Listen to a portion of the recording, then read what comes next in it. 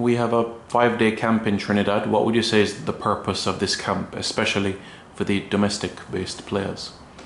So it's solely domestic-based players. We take one young goalkeeper from US here just to see as a third keeper, third option.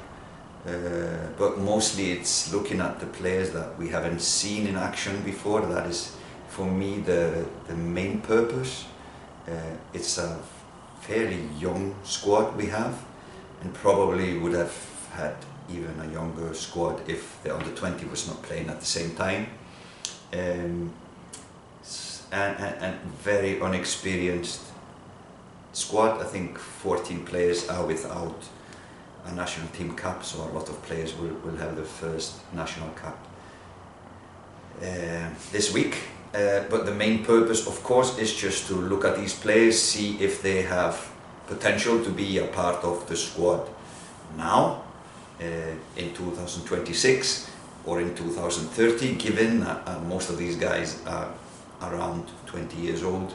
So in 2030 they would even be in their prime. So it's a good chance to look at these players we haven't seen and worked with before. And the main purpose is just to give them a chance to show what they can do, and then we take a decision if we keep on working with those players in the short term or in the long term with long-term plans. So that is basically the purpose I see for this camp. They are unofficial matches, so they don't affect FIFA ranking, etc., and we can do as many changes as we like. So maybe the importance of winning, even though we always like to win matches, the importance of winning is not, for me, the biggest thing. And we left in Jamaica players that probably, if winning was the most important, we would have selected and brought to here. But first and foremost, we are looking at players we haven't been working with a lot and we haven't seen playing and given a chance to show in action how good they are. So that is basically it.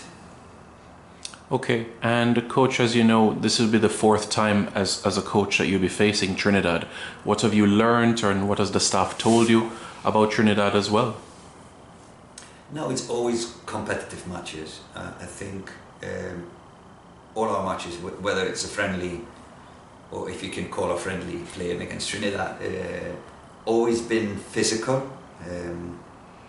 And there is a rivalry. I know that there is a rivalry between these two nations, but I think both coaches are now using it as an opportunity to see fringe players and maybe future players, even though Angus is most likely in his mind starting to prepare for their qualification match for Copa America in March, and for them probably 6, 7, 8 players will be in their final squad when they face Canada. So maybe a little bit different approach for him than us, but for us it's mainly looking at future players. But it's always going to be a tough game. It's always going to be a physical game. So we just have to be ready for that, even though there will be a little bit inexperienced and young faces on the pitch for Jamaica. And coach, as you know, we play on Friday and Sunday. Can you talk us a little bit of how we'll manage the players for these 2 games in 3 days?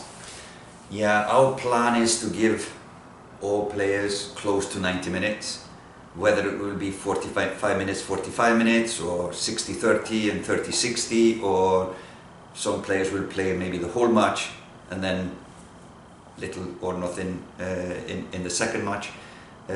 So given, for example, the Cavaliers players who just came in this morning, they cannot play tomorrow. That's match day +2 for them. So they will have probably 90 minutes or close to 90 minutes in the second game. Maybe they are okay to do the last 5, 10, 15 minutes tomorrow. But we have to be careful. We don't want to overload, or we don't want these players to be injured, given that they are in a crucial time in their season back home with their clubs. So we want to be careful of not overloading the players.